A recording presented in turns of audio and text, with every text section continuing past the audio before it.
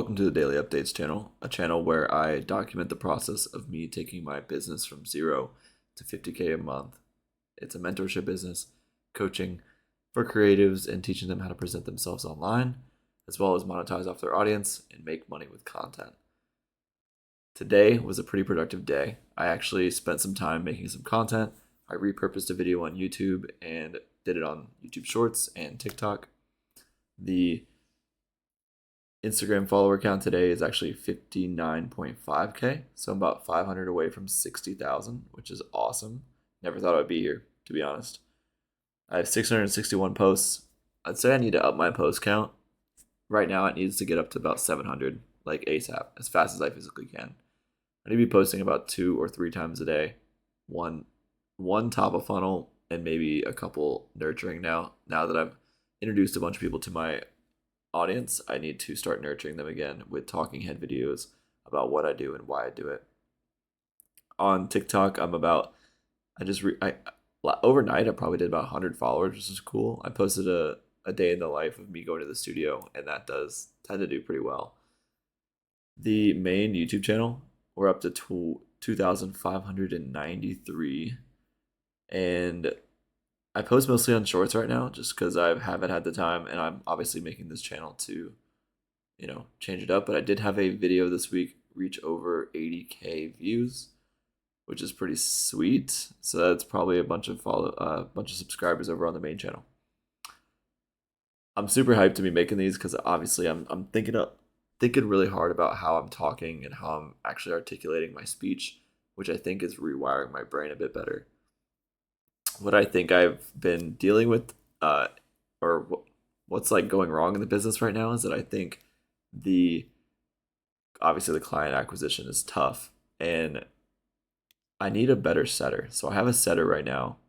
I hate to say that he's not doing enough, but he isn't going above and beyond really. So I need a dog that's in my DMs, actually DMing people that are DMing people that have like fallen off and gone ghost.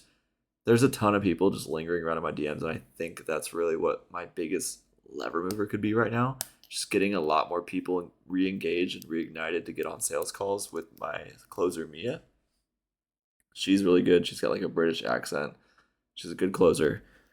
I just need to remove myself from the sales process as much as possible. I just need to be selling with my content and selling through me. I really don't. I love sales. I just hate selling for myself, really.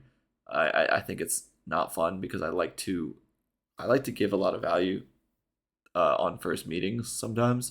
So it is tough to kind of flip the switch over and over and over. It can be really exhausting to go from being in a really salesy mindset to being in a really like nurturing, vulnerable mindset to like actually help somebody is a totally different frame of thought.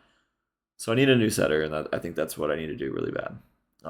That's going to change a lot of things for me. I need them to be almost like, I don't know, just aggressive in the DMs a little bit, because I've kind of just forgotten about people. They will remind me like, hey, did you forget about me? Like stuff like that. So I think my biggest lever mover, even right now without the setter, is just me going into DMs and actually being active. I posted a 3-pane story today. I don't think maybe I am able to stream inside of Instagram, but on Loom you definitely can't. Let's see. Okay, I can. That's amazing. Okay, so I'm gonna stream inside here. I posted a 3-pane story today. This is how I kind of market my coaching program. So okay, I think it's time to show some students that are winning this week. This is it's got about 814 views for 5 hours ago. I think that's pretty good numbers. I just took a video of mine and screenshotted it. I think it's a pretty cool approach. So like stepping on the frame, smiling, stepping off the frame. But what I say in the second one is pretty valuable. I'm not taking full credit for their efforts, but proximity doesn't lie. Showed someone that got 10K followers in the community.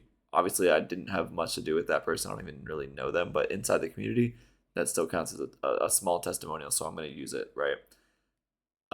This other person quit their job. Yeah, and he's picking up UGC brand deals full time, which is super awesome. Another creator, he has about like 200K followers on most platforms.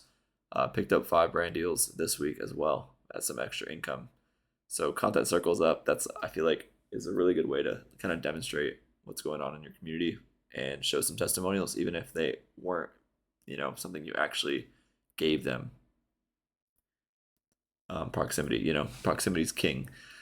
So I said it's never been so easy. I asked Owen what I should say for the third pane because he's good at that too. So learn how to monetize off of content, build a personal brand around your passions.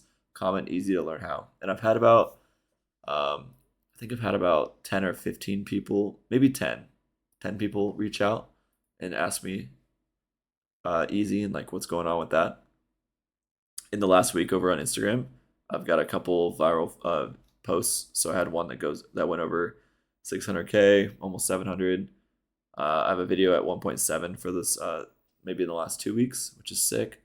The last couple posts have been just like doing pretty nice, just like over 10K views.